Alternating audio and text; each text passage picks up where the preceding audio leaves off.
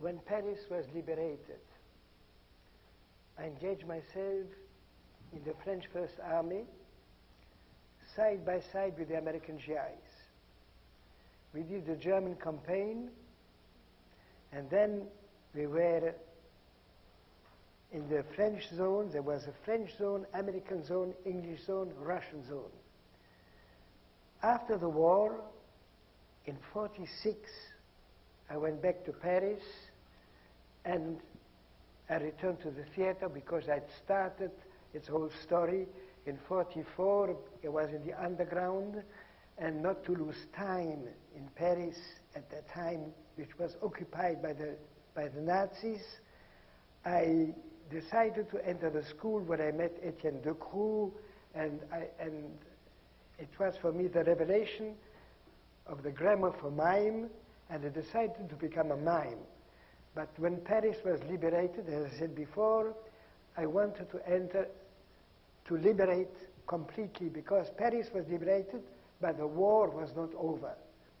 And then, of course, when the war was finished in April 1945, as I said before, I was 1 year in Germany, and in 1946, of course, back to France.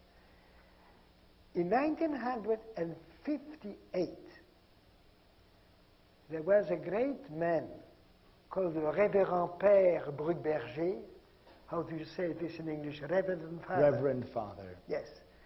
He was with de Gaulle, a very important man in the underground. And he came to see my shows, my melodramas. And he said to me, Marcel Marceau, I would like to create for you a melodrama, especially Saint François d'Assise. How do you call it in English? Saint Francis of Assisi. Yeah. I said, oh, it would be wonderful with the birds, with this fantastic. Saint François d'Assise was for me a fantastic metaphor. But that Révérend Père, I have to ask you a question. Please tell me really what you think about that question. He said, proceed. How could you, being with de Gaulle in the underground, when Paris was liberated and the French fascists who killed so many people of the underground in France, how could you ask when Dornan, chief of the French milice were like the SS, I don't know if you know who the SS were during the war. You are a young generation. You have not the same memory than I have.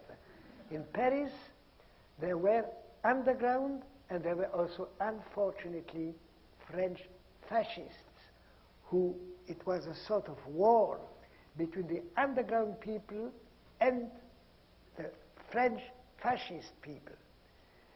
And then the chief of the milice has been condemned to die, or we say in French, devant un peloton d'exécution. The place of execution. Voilà. And how then, knowing that he was a fascist who killed so many Frenchmen and people during the underground, how could you accept to go with him to the peloton d'exécution? And he said to me, and these words are strictly, I remember it as it would be yesterday. Marcel Marceau, I am Christian, and I believe in the redemption. And this is why, even if he was evil, he was not educated. He did not know really the values of life. And for him, the Maréchal Pétain was a Maréchal who was with Hitler. He was French, Maréchal Pétain. And I thought he saw that Pétain was right to liberate, to accept the, I would say, the alliance with the German SS. And then I had pity. And this is why I assisted him. Of course, I did not answer. I stood there. I said, thank you. But I respected him because he was a great man. I don't know if I would be in his place if I would have this sort of courage to do this, because he was really a man of the underground. And this moment, I had a feeling that Christ would have also be like this. I would like to know, what do you think about this? I agree. It is serious. It's not a joke. It's serious. You have not witnessed war. This is why you are laughing. I'm not shocked that you are laughing. But in these moments, it was a hard time. And maybe I became a mime, because during the war, we could not speak. It was dangerous. If I speak to a friend, I could be betrayed in the other day. It was like being in a Légion étrangère. How do you say Légion étrangère? The French legion. The French legion, friend, you could be a criminal, and you enter the French legion, nobody had to know about your past. You had a new life. And this happened also during the underground. And this is why, in this moment, everything was taken seriously. Of course, we had humor too. You have seen the soldier, you know, the best moments when he does a cigarette, when he shares, when he does it, and you see, even I had humor, because I didn't want, what could you do to be tragic?